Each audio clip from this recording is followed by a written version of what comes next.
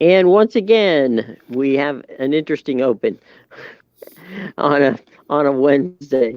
Jim Williams, Sean Miller, and the amazing Amadeus joining us from north of the border. Guys,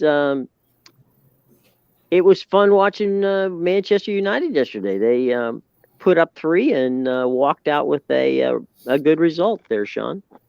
Yeah, I think they played pretty well. Um, I think Nottingham Forest stinks, to be honest. Uh, everybody was kind of hyping up Jesse Lingard's talking all this trash for the game, and then he went off injured and faked an injury so he could get the applause of the fans and stuff.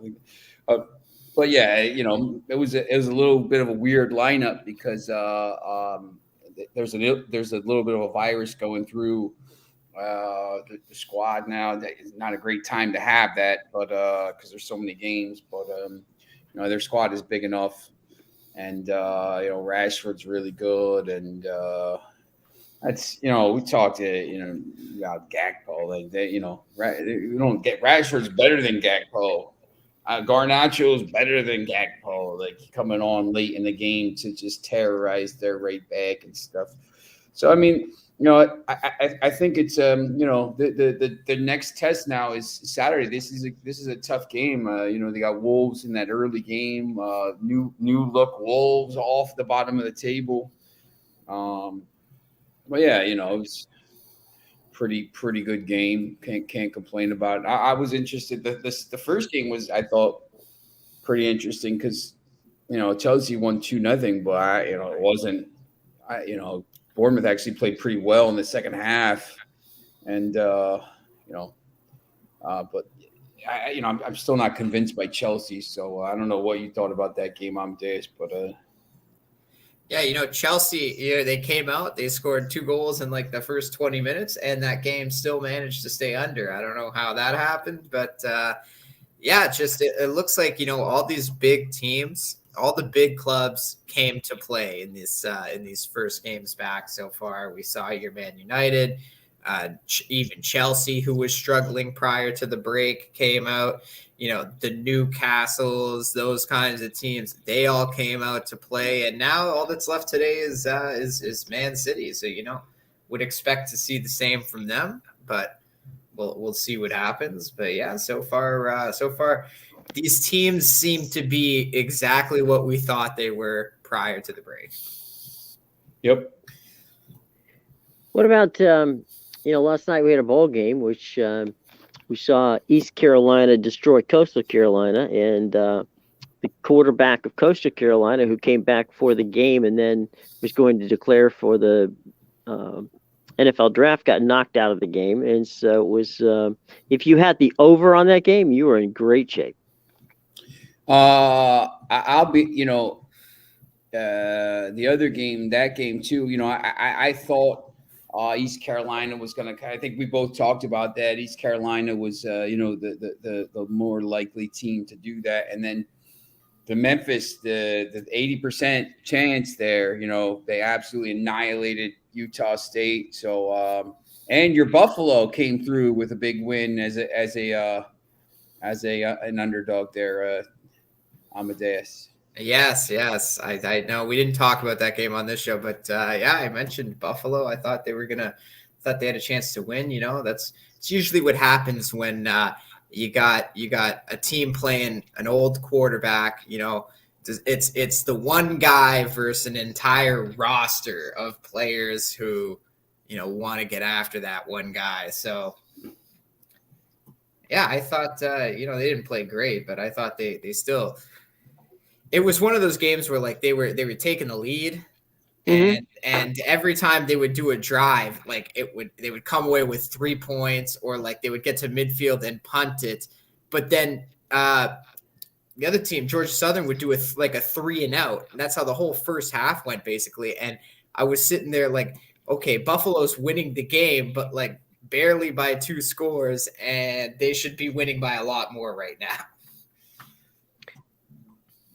Well, and in a case like that, you've got the Mid America Conference team, and it's really hard to gauge how those teams play against other teams. It's when you're comparing conference versus conference and team versus team, it does make it a little more difficult. Oh yeah, for sure. So, it was good on them. Thank God for them. They weren't playing at home. Yes. Yeah. It's still snowing there. Yeah. Crazy. That's, it's getting worse and worse. Yeah. And they're unfortunately trying to dig out from what they had before. So we wish everybody in the Buffalo area, be safe up there because it is really a mess. So that's why I guess the bowl games are all played in southern cities, except for, some of them. I think the Military Bowl is one of the games today, which is played at Indianapolis. So fortunately, the weather in the area is not too bad, so that shouldn't be a tough one. Then you got the Holiday Bowl tonight, and I honestly I don't see how Oregon doesn't win this game. Yeah, I think when you look at this, they're a huge 70% chance to win. Nix has obviously been pretty good. North Carolina has really struggled down the stretch. Not that Oregon hasn't, but they lost two games by less than a touchdown. North Carolina got blown out by Clemson, lost to NC State, bad loss to Georgia Tech, who stinks. Struggled against Wake, and North Carolina is just always struggling in these tight games. I would think Oregon wins pretty easily, but is May playing or tonight? I think so. Okay, I mean, he gives them a chance, but obviously with almost 5,000 yards of offense, but it's. I think the Oregon total team is probably a little bit better. Well, I think the other point too with Oregon is that with Bo Nix at quarterback, I think they want to make a statement that says, all right, we want to prove to people that we're maybe a top 10, top 15 team. So let's just take this, ACC team and just, do whatever we can to just, put some big points on the board and give us, some national credibility, because the teams in the West, because of playing so late and things like that, they don't necessarily. There is an East Coast bias, and so they take these bowl games seriously because they know that it's an opportunity to showcase what they've got. Plus, not for nothing, Oregon had a top 5 recruiting class, so it's definitely benefits them to do their best against Mac Brown is a heck of a coach, and he's done a lot of good things in North Carolina, but unfortunately I just don't think he's got the team this time around. Yeah, it's going to be interesting. Some of these games have been a little bit surprising, but I think when you talk about this, it's probably going to be Oregon here. It's interesting, There's an event going on now that it's during the pandemic, kind of had to write about because there was nothing else going on. But it's the darts. I don't know if you have the darts up there in Canada, Amadeus. They show it on TV when there's literally nothing else to watch. Like they'll show poker before they show darts, but. I mean, the betting is, the betting on it now. It's in the middle of the third round. The defending champion lost today, I think. I don't know. I've been watching some of it just because everybody kind of sometimes in the afternoon I'll watch it. But I don't know, Jim, if you ever had any kind of. I've watched it. I might be. I count it as a I count it as a win for me if I hit the same wall that the dartboard's on. So I've never been able to play it. One of the things that was garnering, you were talking about, betting during the pandemic. One of the things that garnered surprise to me, but entertaining, was Korean was Korean table tennis. Mm-hmm. And you're sitting there going, watching these, maniacs just whacking the tennis. I mean, the ping pong ball back and forth across the table, standing virtually, I think, in like 50 feet away from the table when there's just cracking it up. It was a lot of fun. There were some people got very creative during during COVID when it came to things that you would bet on. They had the Russian table tennis as That well. too, yeah.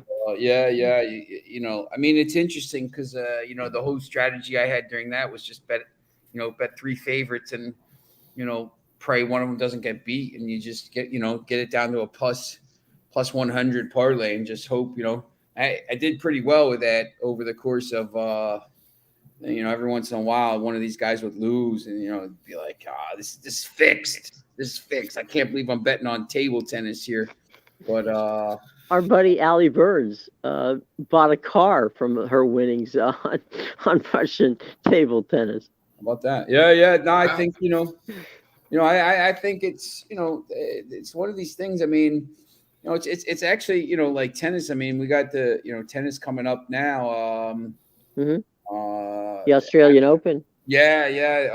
Adelaide's coming up, and they're I guess they let Djokovic into the country now, and that whole nonsense. The Joker is in the house. Time. Yeah, now they all look like dopes for doing all that stuff, but I think he's going to be. I do. Tennis is interesting. I think it's like the majors. Obviously, no one cares about. Well, who's even going to take Djokovic on? You got Medvedev, who pretty much like stepped away from the sport now. I don't know if anybody can challenge Djokovic. Yeah, I can't. Is Rafa hurt? I think he's been dealing with like the knee injury for so long. I know he only plays really in the major tournaments, but here's the current odds. I don't know if he's still playing again. Here's the current odds to win the Australian Open. Djokovic is basically even money. Alcaraz is pretty good. Yeah, Medvedev's right there, but Nadal. But then you're down to Yannick Sinner. I don't know, Kyrgios, like Holger, Rune. I'm waiting for Zverev to come back. I watched the match where he pretty much like broke his ankle in. Yeah, I swear he was going to beat Nadal in that match. If he already got roll his ankle, he was so on. And I think Zverev is going to be French Open too. They have French Open odds as well here. So already, see, there's Zverev. He's back. He'll be back for the French Open just in time for clay. Yeah. Yep. Exactly. So yeah. There's. It's interesting. As we get closer to like, I think once NCAA, the football ends, right? And the NFL playoffs, obviously. I think I don't know what the French Open dates are. I think or not French Open. That's in March. Australia is it in March now? That's the French Open's in March. They changed end of March and beginning of April. They kind of move it around a little bit. Yeah, now the Australian Open is the 15th to the 29th, so it's of January. It's basically right after the NCAA football ends, and it's they have the NFL playoffs is right there, but I think there's also that same time you get a couple of other things that are very entertaining betting wise, and that of course is golf returns, as does NASCAR. French Open Sunday, May 28th. Like no others. Sunday, right? French Open Sunday, May 28th to Sunday, June 11th. Okay, then and then after that, obviously, is Wimbledon. Yep. SW19. Yeah. There you go. So we got some stuff to look forward to, and there's obviously baseball gets underway at that point in time. The Korean baseball season will be returning, I think, in February. Probably. Love me some Korean. Speaking of the Korean sports, you can ask Sean. I'm all about that Korean baseball. That was my dirty pleasure during the pandemic. That's right. Yep. Mine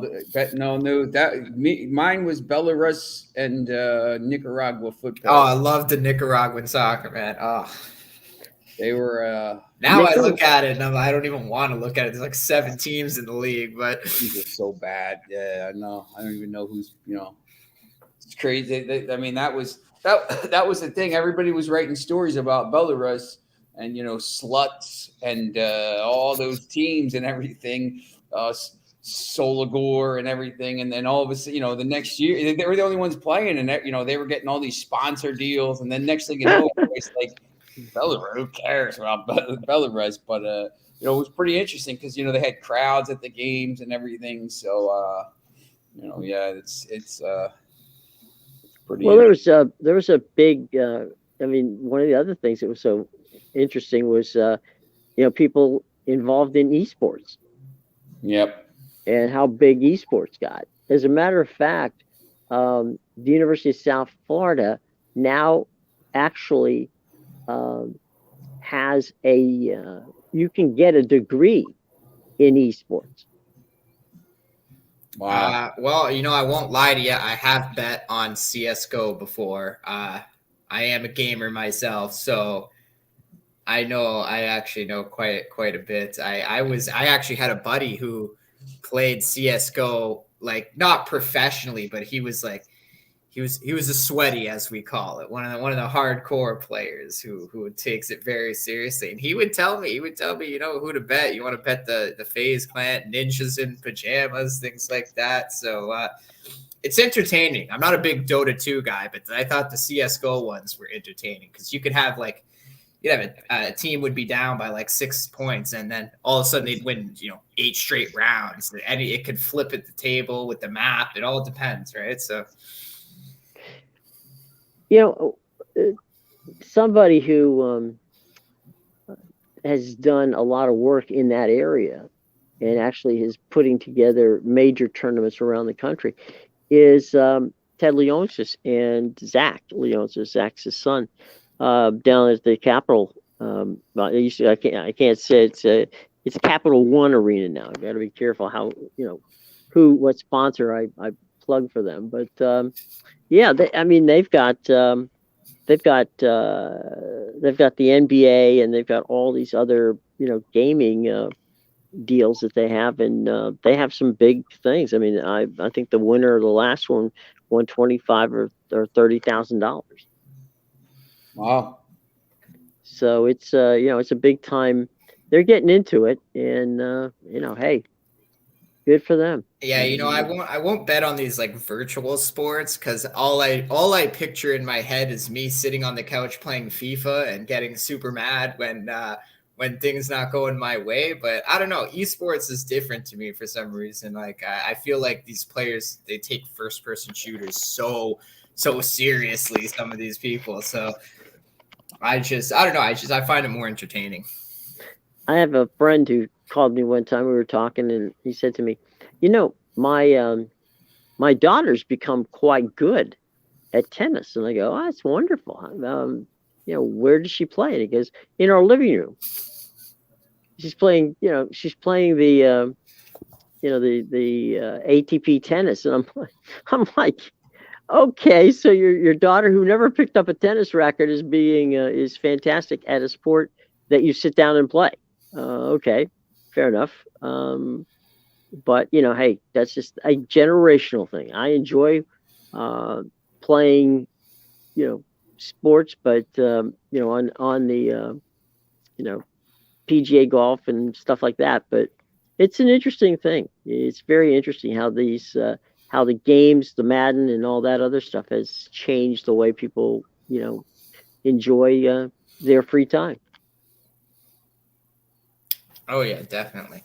Not a big Madden guy, but yeah, I'm not either because I just get crushed. So it does. Yeah, right. And then you're down by 30, and you're like, no, I'm losing. I'm losing to 12-year-olds. So I'm at that point. I'm like, this is just too much. I can't take it.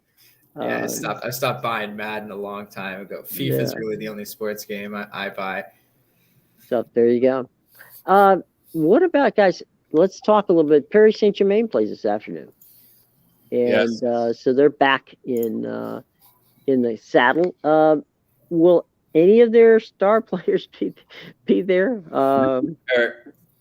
Mbappe's playing. Oh, he is? Mbappe's Yeah, gonna play? Mbappe's going to play. I would think, Neymar probably plays.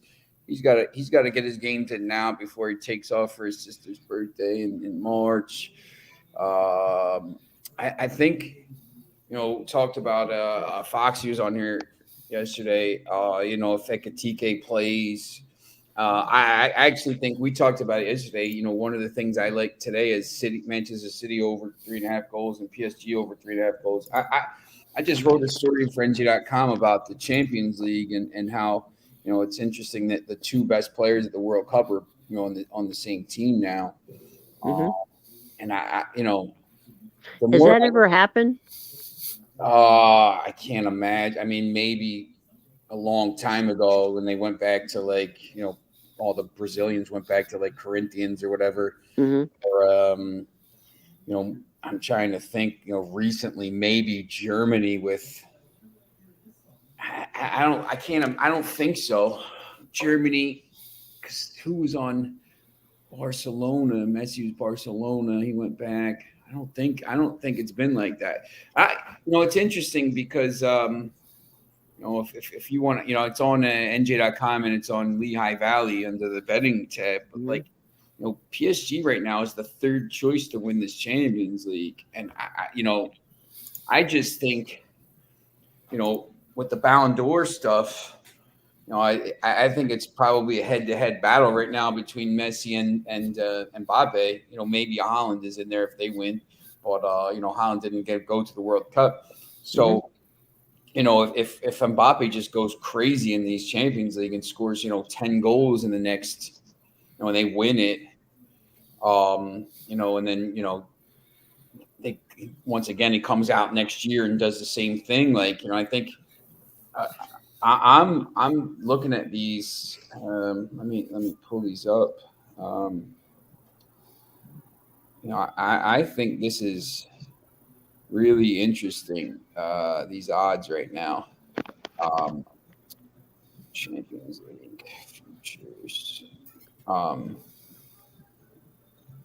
Because you have Manchester City at plus 180. Manchester City right now is favored to win every competition they're in. They're 7 points back going into today's game against in the Premier League right now, and they're basically minus 200 to win the Premier League, which I think is a little bit interesting.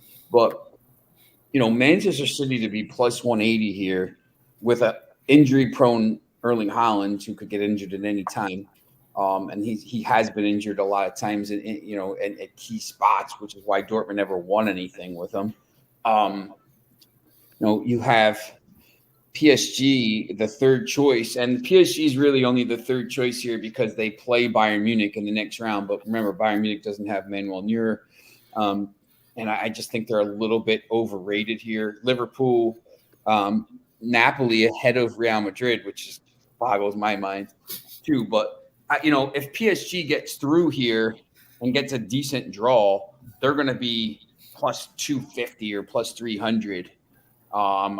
Just with Mbappe and Messi and Neymar and all these players, Sergio Ramos, who's won a million Champions League. He's won 4 Champions Leagues as well. Messi won 4. Mbappe was dragged Monaco to a Champions League semifinal and PSG to a final in 2020. This to me, you got pretty decent odds here. The only reason they're plus 725 is once again they play Bayern Munich. If they beat Bayern Munich, and say Real Madrid beats Liverpool, those two teams' odds are going to shoot down to plus 350, plus 400. So to me, I'm going to throw Manchester City out. I mean, at plus 200, maybe you throw a little bit on them, but there's so much.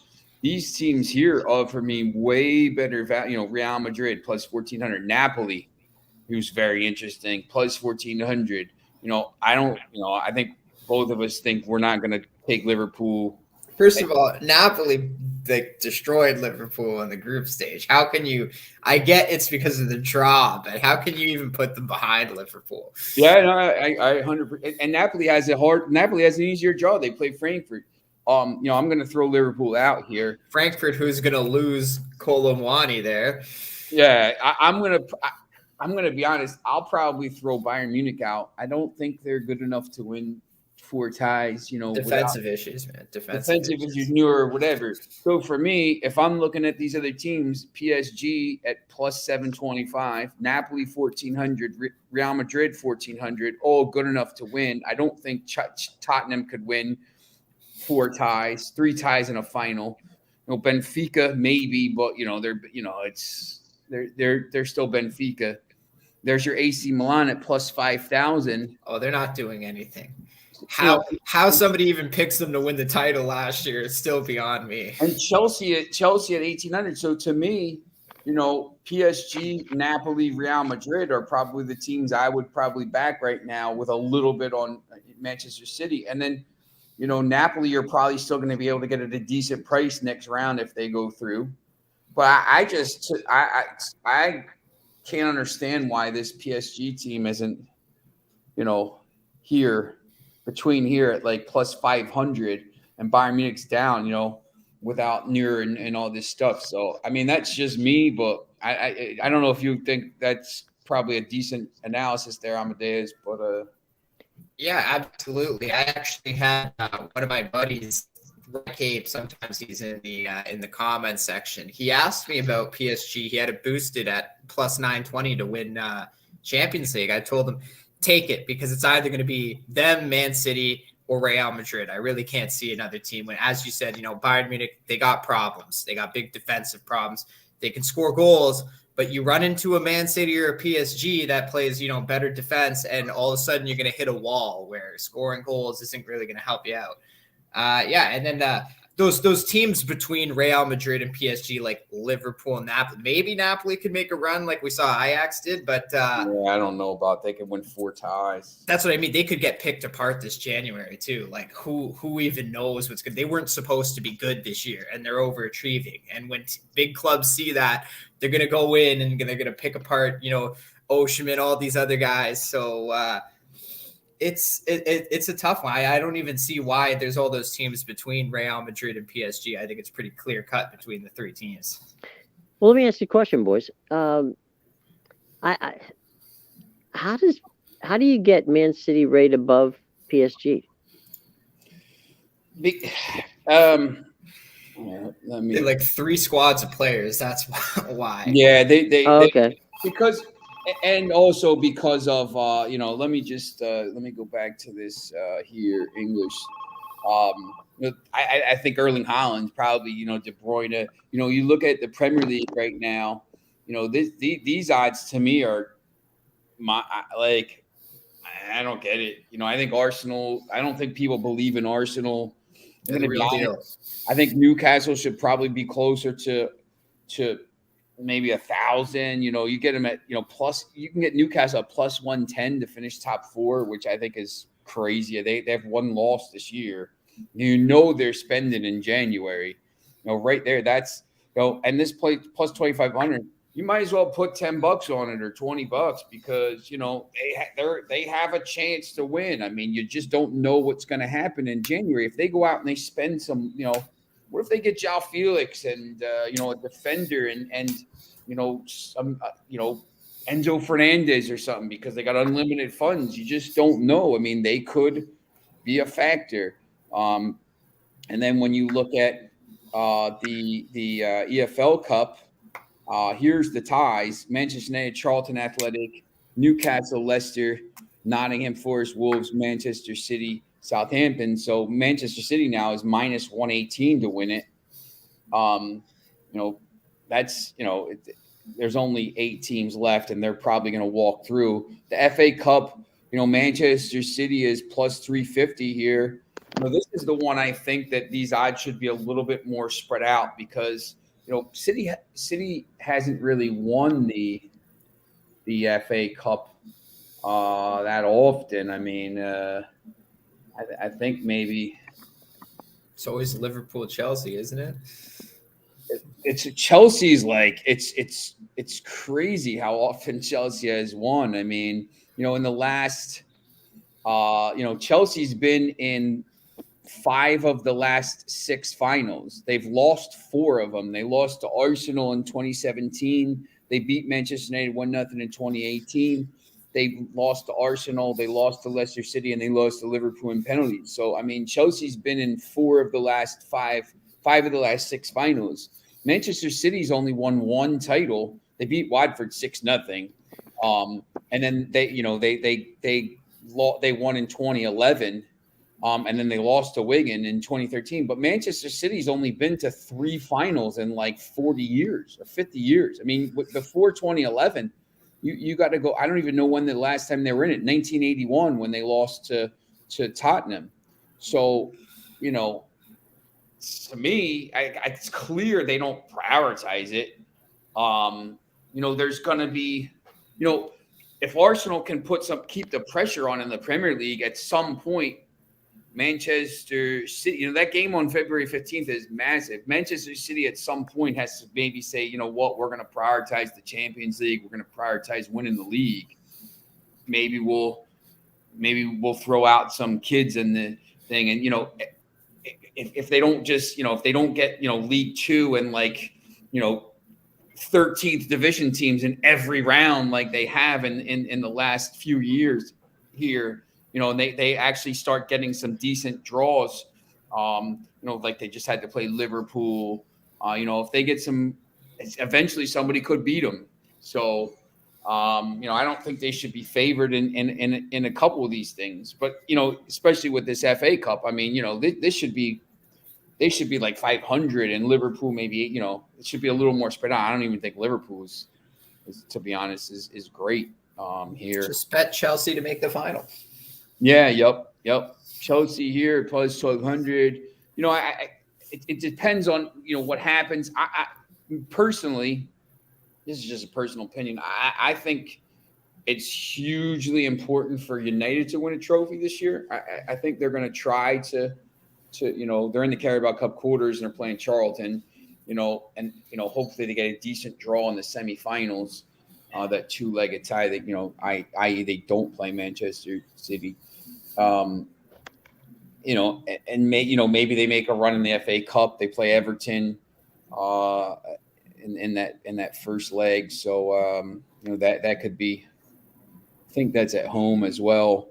Everton may or may not have a new manager by then. I would think Everton's gonna say we don't care about this. We gotta stay in the Premier League, especially after they're just gonna get blown out this weekend by City.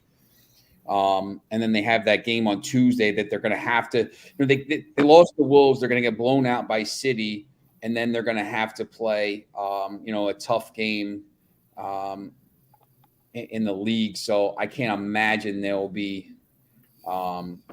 ready to put anybody out in that game. I actually forget who they play, but it'll be interesting to see. But yeah, I don't know why they're actually,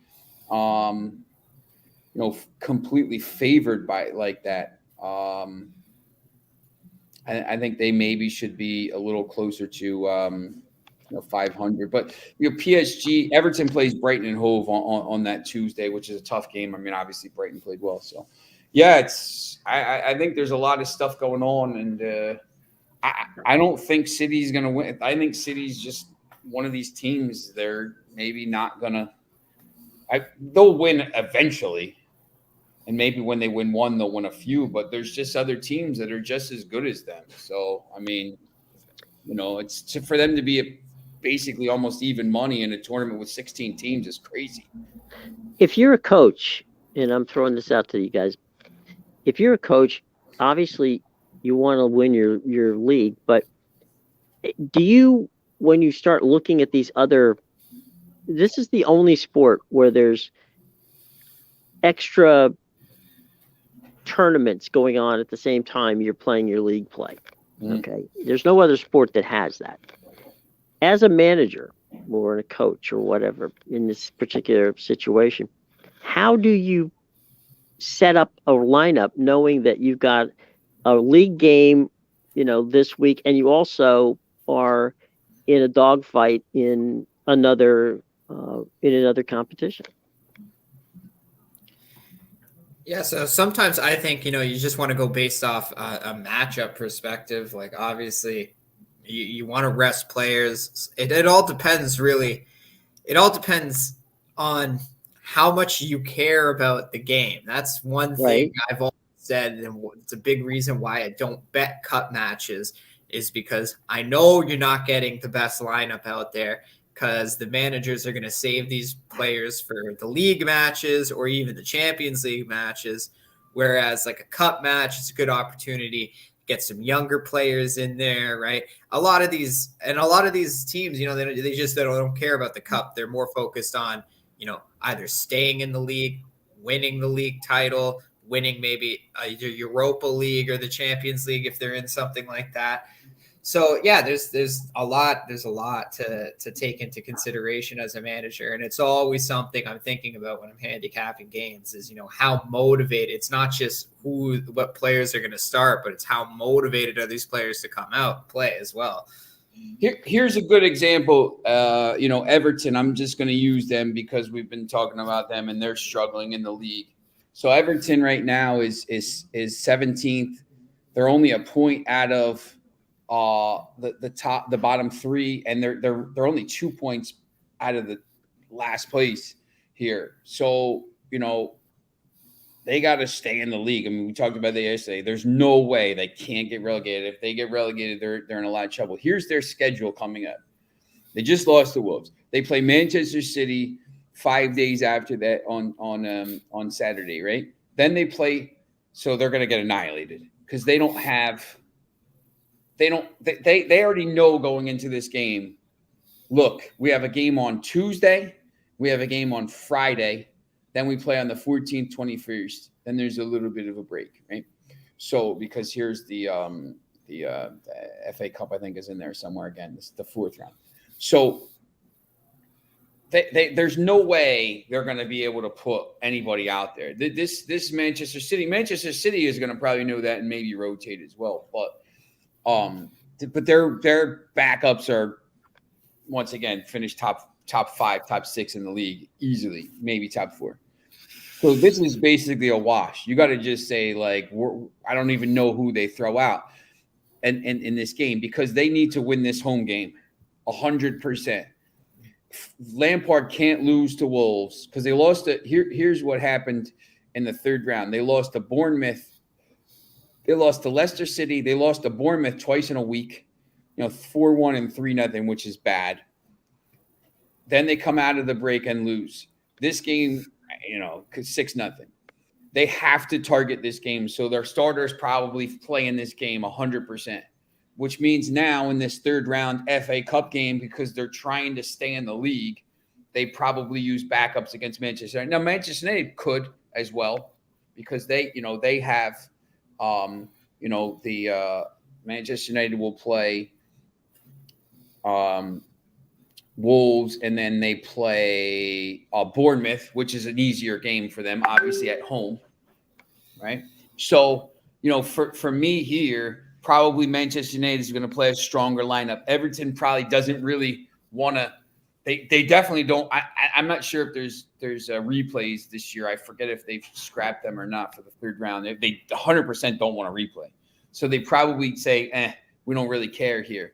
Then they have Southampton, who's in last place right now, which is a relegation battle the next game. Then West Ham on the road, Arsenal, Liverpool, Leeds, Aston. They have some games coming up after these ones that are tough. So for me, if I'm looking at this as a handicapper, this is probably backups. We don't care. This is probably backups. They don't care. They're not going to win the cup. They're not winning 5 matches to win the FA Cup. They're not good enough. They can't. They've won 3 matches all year in the Premier League. They're going to target this game. They're 100% targeting this game. So probably full strength squad here, full strength squad here.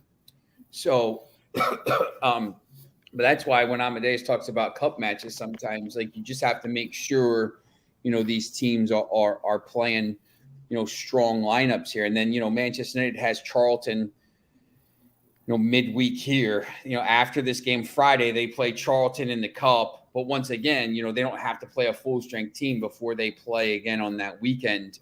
They don't play until they play Manchester City on the 14th. So they play Tuesday and Saturday. So they'll probably play a little bit weekend, and then they're going to try to play a strong lineup here. So you can kind of see how they're going to play this stuff. But, the important thing to know is, the reason that Manchester City is favored in all the tournaments is because they have 2 squads or 3 squads full of players. Some of these teams don't. You saw Manchester United be able to kind of move some players around yesterday, back up right back up left back, and still, Nottingham Forest didn't trouble them at all. So, they have a decent squad of players. Liverpool, obviously, the teams near the top. So I think that's why they're favored and why these other teams could struggle in these tournaments. So you thought it goes down to depth. 100%. Yeah, it's just about depth at this point.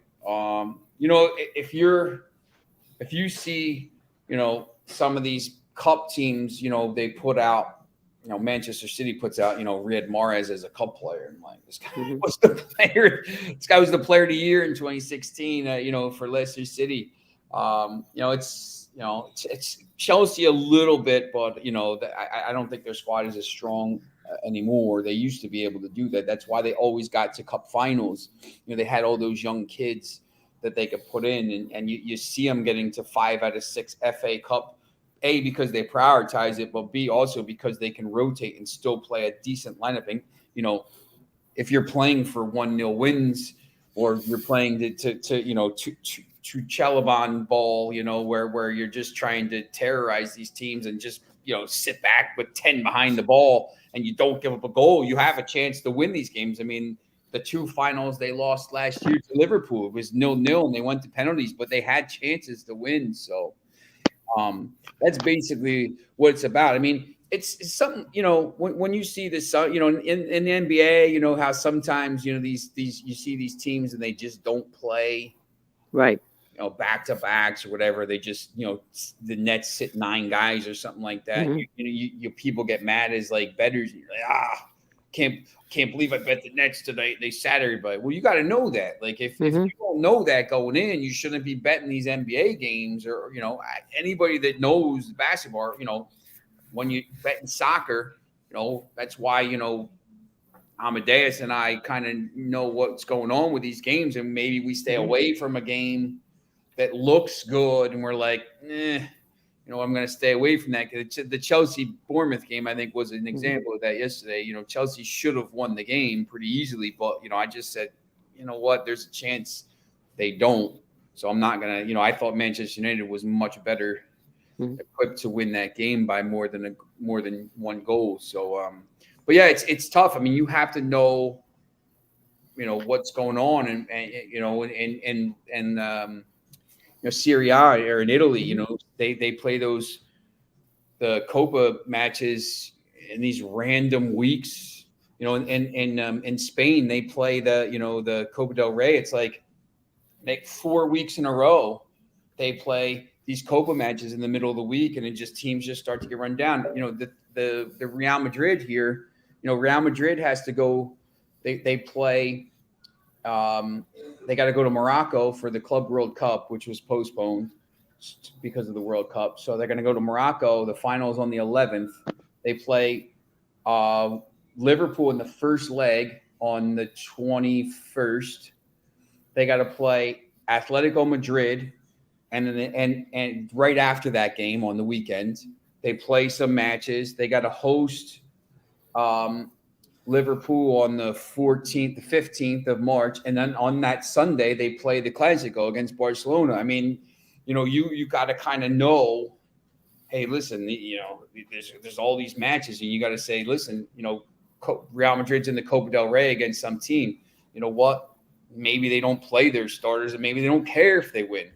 This happens in Italy a lot. These teams, the finals are usually, and even France, PSG last year, it was like Nantes and somebody else, like, I don't even remember who, I think Nantes and Toulouse or something, Well, that's how Nantes got into the Europa League. Yeah, exactly. Yeah, They finished ninth in the table and won a cup match to get into Europa, or won the cup. Sorry, Real Betis. Last year in Spain, Real Betis won the cup, and it was the cup from like the year before or something. But you just have to know, sometimes these big teams prioritize certain things, and over the years, you could tell, like, obviously Pep Guardiola does not prioritize the FA Cup. He does the Carabao Cup because they've won it 5 of the last 7 years.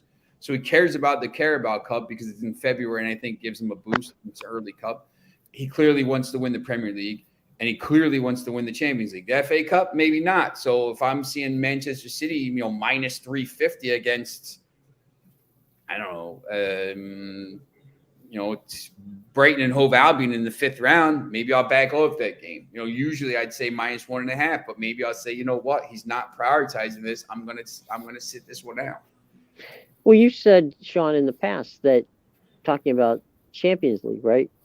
That that in some regards you'll try harder to win the Champions League than you may try to win, the ELP.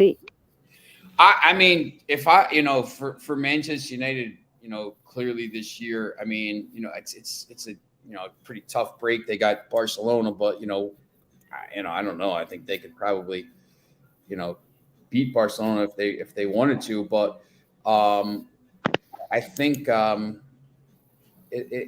it'll be interesting to see, like, some of these teams. I think he really needs to win a trophy, or at least get to a final. When I go over to England a lot, the first, I don't know, maybe like 4 or 5 years ago, the guy I would always talk to, this guy, Barry, who owns it's the smallest bar in Europe, the thickest tavern, and it's, he'd be like, look, this is about getting to Wembley, cup finals and the day out at Wembley. And of course you want to win trophies. But the supporters want to go to the cup finals, and it's a day out, and it's a huge event, and trophies are what it's about. Top 4. It's become about top 4 and Champions League and all this other stuff because you got to keep your Adidas deals and. But it's about trophies, about winning. AC Milan last year winning that trophy is probably like Amadeus. Say for hey, we won I saw him win a title. Yeah, literally, I haven't seen them good since PSG fleeced them for Thiago Silva and Zlatan back in like 2010.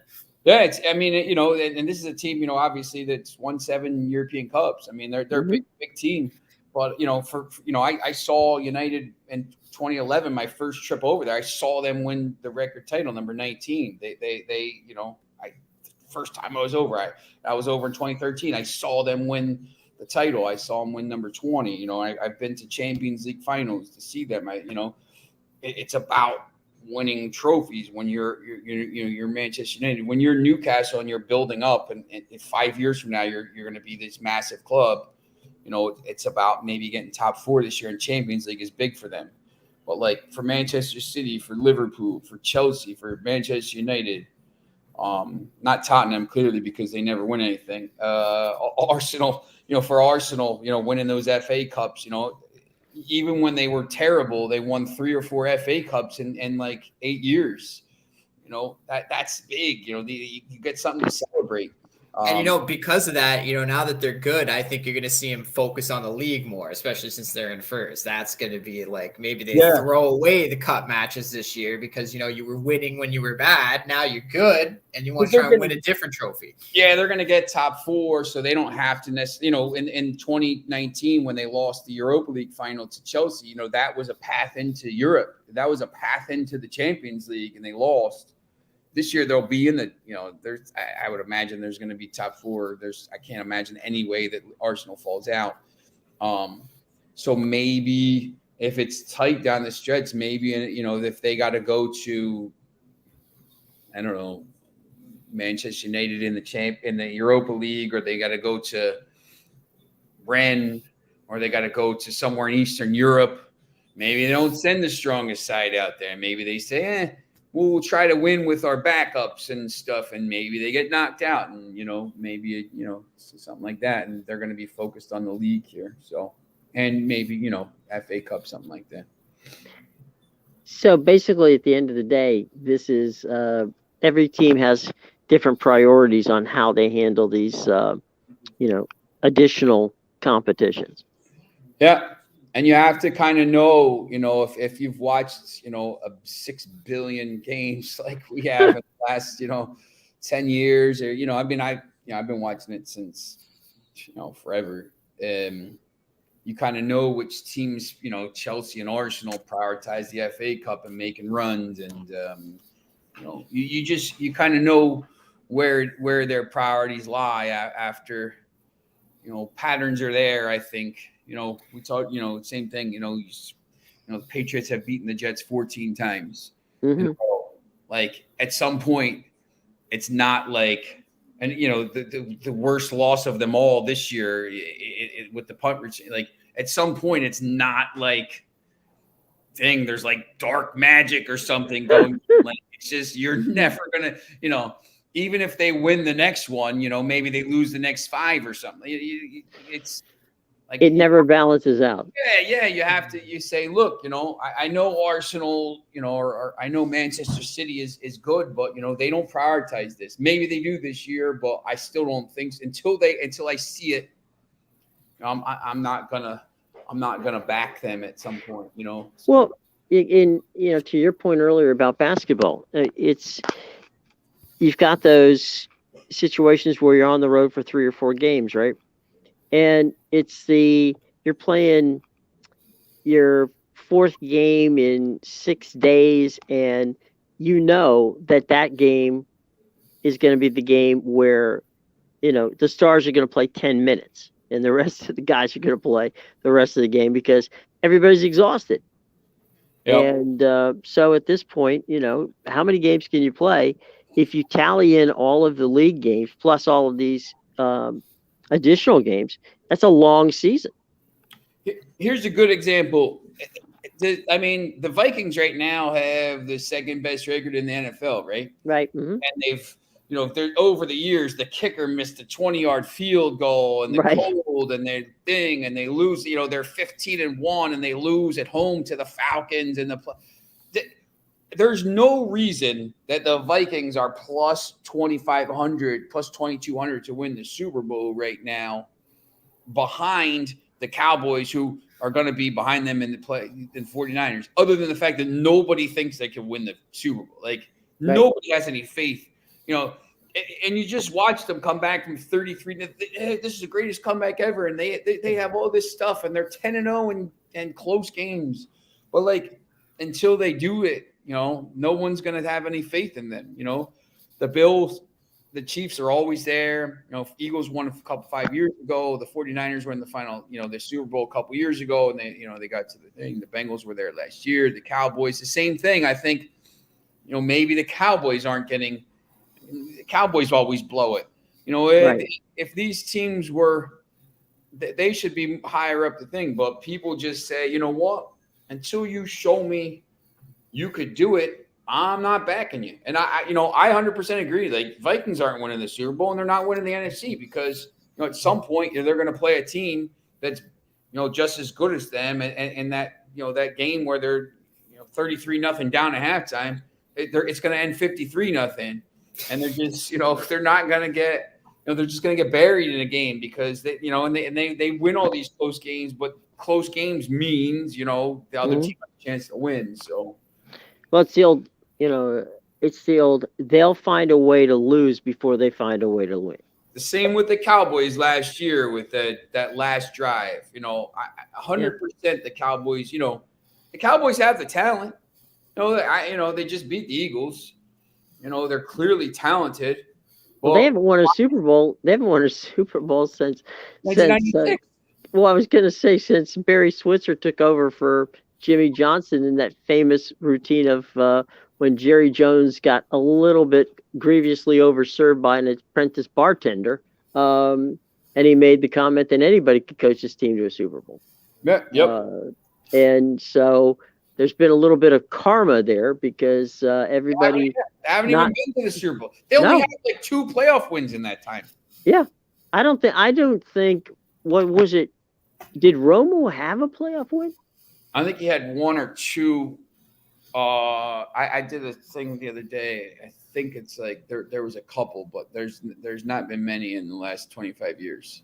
They're like 4-11. I think they're 4-11 since they won the last Super Bowl. The Barry Switzer Super Bowl. 3 Super Bowls in 4 years, and then they've been 4-11 in the playoffs since, which isn't very good because they've only been to the playoffs 11 times in that span. Which look at Green Bay. I mean, you would think all of the stuff that Green Bay's done over the years, in the time that Aaron Rodgers has been there, Aaron Rodgers, other than getting them to 1 Super Bowl, didn't do a damn thing.